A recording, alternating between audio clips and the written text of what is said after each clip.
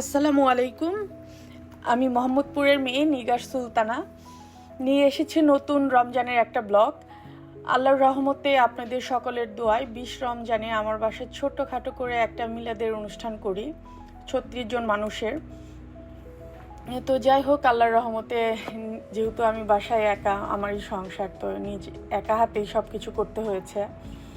আল্লাহর দরবারে লাখ লাখ শুক্রিয়া যে আমি ইতিম প্লাস হচ্ছে আমার কিছু কাছের ক্লোজ ভাই ব্রাদার্স, তারপরে হচ্ছে আমার শ্বশুর শাশুড়ি ছিলেন, তো তাদেরকে হচ্ছে ঠিকঠাক মতো আমি রান্না করে পরিবেশন করতে পেরেছি তাদের সামনে। যেহেতু রোজার মাস, তো সবাই রোজা ছিলেন, প্লাস হচ্ছে কোরআন খতম হয়েছে।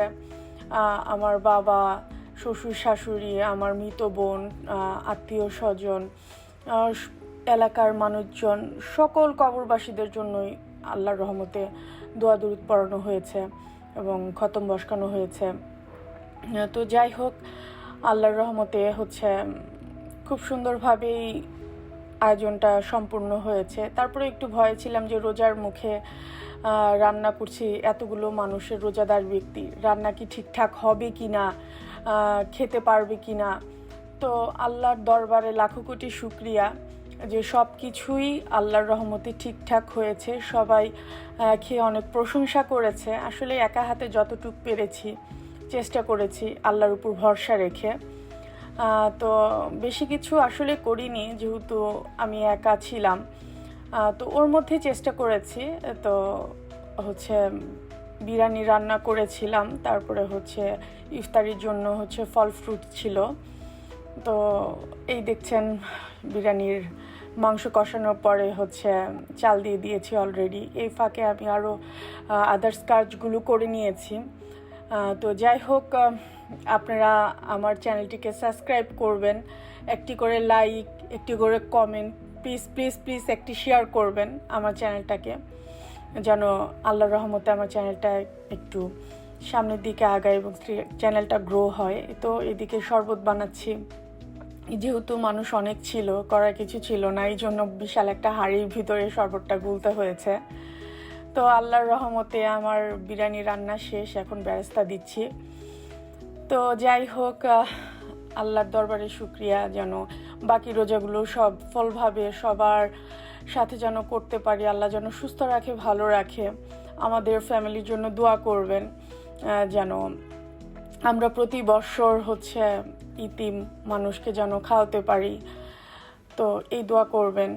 আমার ছেলেটার জন্য দোয়া করবেন।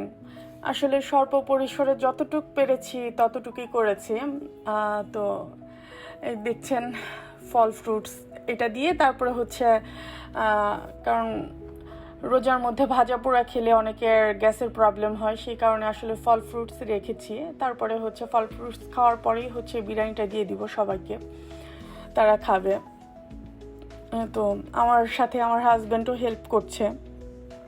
তো আমরা আসলে সেদিন ঘরে যারা ছিলাম, ভাই, ছোট ভাই, আমার হাজব্যান্ড, আমার শাশুড়ি মাও আমার সাথে হেল্প করেছে। আমার ছেলে দেখেন ওই পাশের রুম থেকে হাই দিচ্ছে, ওখানে হচ্ছে কোরআন খতম হচ্ছে। আমাদের পাশের মসজিদের হচ্ছে ইমাম ছিলেন, সাথে ইতিমখানার বাচ্চাগুলো ছিলেন। তো আমার ছেলেটাও মাশাআল্লাহ ইফতারিতে হেল্প করেছেন।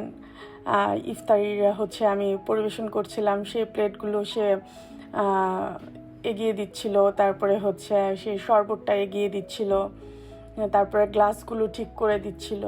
মাশাআল্লাহ, আমার ছেলেটা আসলে এখন থেকে আমাকে অনেক হেল্প করে। আমার ছেলেটার জন্য সবাই দোয়া করবেন। কিন্তু আপনারা প্লিজ হচ্ছে আমার ছেলেটার জন্য অবশ্যই দোয়া করবেন। আমার ছেলেটা যেন আল্লাহর রহমতে ভালো মনের একটা মানুষ হয়। ভালো মানুষটাই দরকার আসলে জীবনে চলার পথে।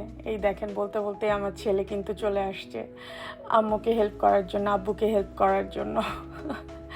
যাই হোক, যেহেতু হচ্ছে 36 জন মানুষের একটা অ্যারেঞ্জমেন্ট, তো আসলে এত জায়গা তো আর নাই, যার ফলে ফ্লোরিং করতে হয়েছে, প্রত্যেকটা রুমে রুমে করা হয়েছে। তো সবগুলোই নিতে পারিনি, এই মাঝখানে শুধু ছেলেদেরটা নিয়েছি।